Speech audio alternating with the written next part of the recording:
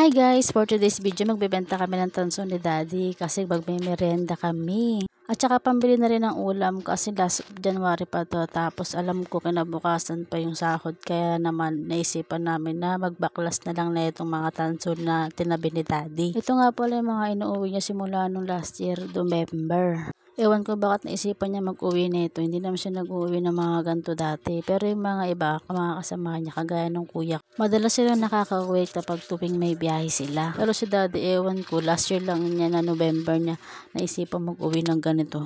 Pero alam niyo ba dati, nung sisimula pa lang si Daddy maging palero, alam niyo ba, lahat kahit ano inuuwi niya, kahit mga palaman, mga ganun, mga laruan, mga kawali, mangkok, kutsara, inuuwi niya. Masyado siyang tuwan-tuwa sa trabaho niya.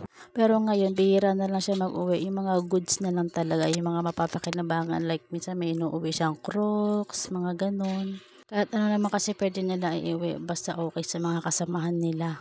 Tapos tara, ito balik na tayo sa may video. Tinutulungan ko si Daddy magpaklas ng mga tanso. Itong mga pwedeng balatan, tinutulungan ko siya. Ayun si Daddy, oh, kinakater niya yung makakapal na tanso. Tapos ako ito, tamang tanggalan ng mga everything na hindi naman kailangan here. Kukuha lang pala kami dito na pwede namin ibenta, pero hindi namin to lalahatin. Pero alam niyo ba, tuwang-tuwa ako kay Daddy kasi dati walang kaalam-alam sa mga basura, sa mga metal, kalakal. Pero ngayon, ang galing niya na.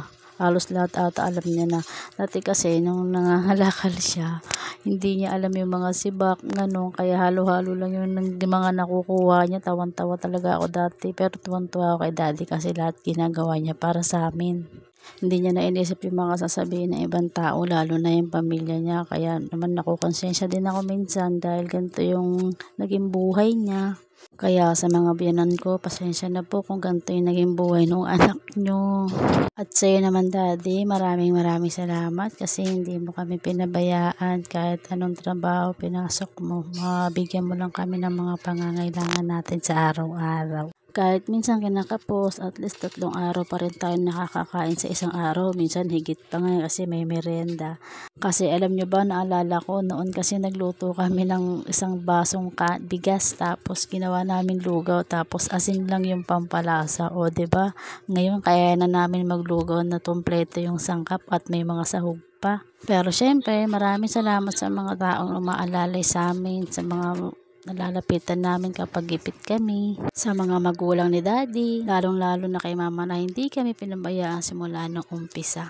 Kaya kapag naging successful kami, babawi kami sa lahat ng taong nandyan para sa amin. O siya, hanggang dito na lang. Maraming salamat sa panonood.